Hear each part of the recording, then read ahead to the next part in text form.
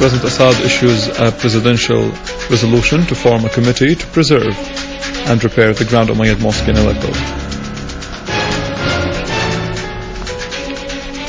And units of the Syrian Arab Armed Forces deal heavy blows to terrorists in several areas, killing dozens of them and destroying their weapons. Lavrov calls upon the Western countries in Luxembourg to adhere to the Geneva Communiqué concerning Syria.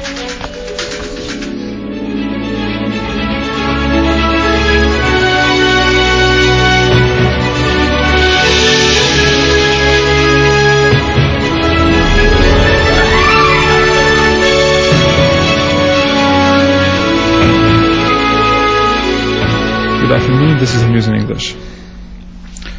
The Russian Foreign Minister Sergei Lavrov called upon the Western countries to apply the Geneva Communiqué to solve the crisis in Syria. After his meeting with the EU Commissioner of Foreign Affairs Catherine Ashton in Luxembourg, together with the EU foreign ministers, Mr. Lavrov said, "We are fully convinced that the only way to avoid the increasing internationalization of the Syrian crisis is to follow the Geneva Communiqué."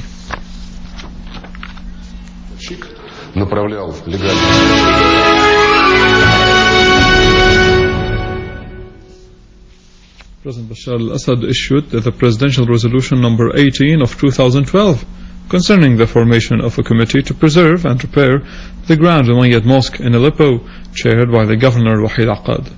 The resolution provided that the repair works should be completed by the end of next year. The committee consists of 7 members. It's also authorized to seek the help and contributions of anybody capable of giving expertise to complete this mission. The armed terrorist groups try to desecrate the Aleppo Umayyad Mosque and turn it into their headquarters while they continue to shed the blood of innocent people in the city. However, our valiant armed forces purged the mosque of them and to return it to the honest people of Aleppo. A closer look in the following. Again in Aleppo, the Syrian Arab Army units defeated an armed terrorist group which was trying to occupy the Umayyad Mosque. These are the ruins resulted by the terrorists' acts when they were inside this holy place. The terrorists blasted the famous hallway of the Umayyad Mosque in Aleppo by the firebombs, destroyed its doors, and inside burned the versions of the Holy Quran as they burned every sacred thing there. In addition to the place that has the 3 hairs of Prophet Muhammad, the terrorists has stolen them. In Aleppo, our armed forces continued to purge several areas and quarters from armed terrorist groups. They attacked 2 groups of them near the police station in the Bustan al-Qasr and near Al-Karama school, killing and wounding dozens of them. Other units carried out qualitative operations in Al-Milh quarter and behind Al-Hol Bazaar. Yet another unit attacked terrorists in Arab Stuma in the Aleppo countryside and destroyed 5 pickup trucks they were using, killing Riyad al-Sarhan, the Egyptian leader of a terrorist gang, and Azzuddin al-Masri, and the Saudi sniper Khalil Abdul Aziz. In the countryside, a number of terrorists were killed in an explosion of a device they were preparing in Khan al-Asal. In Latakia countryside, an army unit foiled an infiltration attempt by an armed terrorist group which tried to control the area of Nabi Yunus. A number of terrorists were killed and others were wounded and arrested. In Damascus countryside, the engineering units defused a number of explosive devices planted by terrorist gangs along the streets leading to Al-Ashari farm in eastern Ghouta. In Hama, a unit of our armed forces killed 3 terrorists in a qualitative operation near Tal al-Milh crossroads in the area of Mhardi in the countryside. And in a related context, and in Homs and its countryside, the engineering units defused 2 explosive devices planted by a terrorist group, intending to detonate them by remote control near the crossroads of Smalil in Al-Hula area of the countryside. Finally, in Deir ez-Zor, a unit of our valiant armed forces destroyed 3 vehicles carrying machine guns and killed the mercenary terrorists in those vehicles. In Al-Husayniyah, another unit killed several terrorists on the suspended bridge in the city. The French writer Jeremy Salm wrote an article in the website Syria Now about the double war waged against Syria by NATO.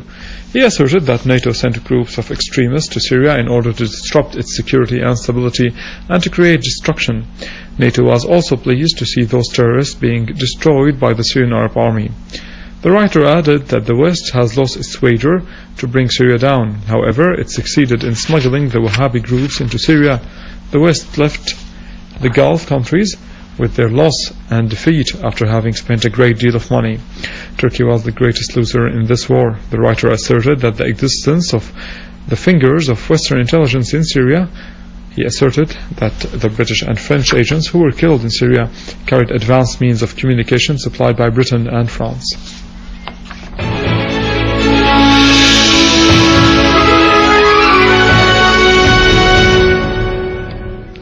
As the Ministry of Interior continued its efforts to protect the Syrian citizens and the security of their homeland, the Minister of Interior General Muhammad Ashar received the officers and called upon them to remain always ready and vigilant to confront the armed terrorists who commit crimes of murder and sabotage.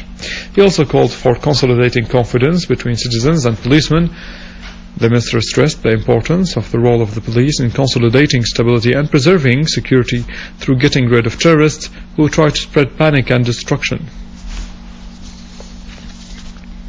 Within the process of coordination between the Ministry of Justice and the Governorate of Damascus countryside, the Minister of Justice, Dr. Najmuddin Al-Hamad, stressed the importance of cooperation to ensure the requirements of infrastructure and to find suitable locations to build palaces of justice to enable citizens to gain their rights as soon as possible. The Mayor of Damascus countryside, Hussein Makhlouf, asserted that the Governorate continued its serious efforts in this field.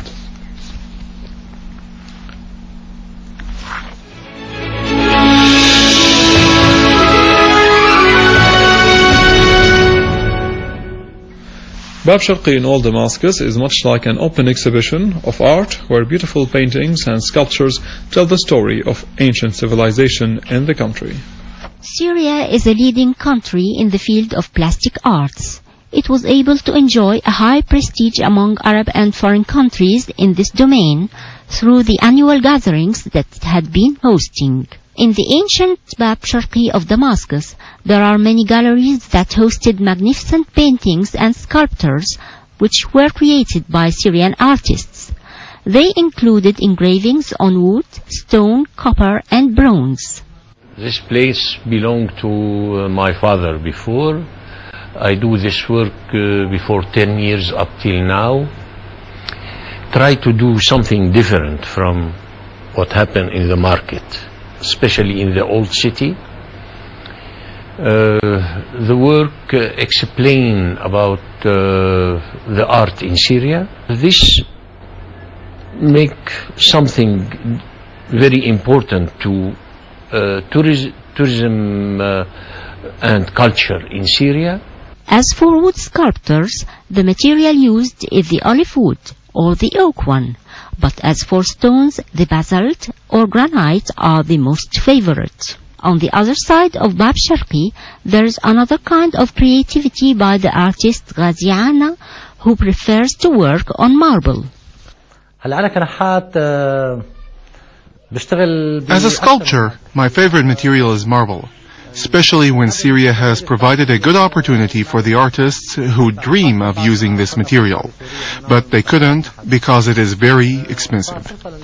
Walking around this area of Old Damascus is much like wandering through an open exhibition of art, where each corner tells you the story of the rich culture of Syria.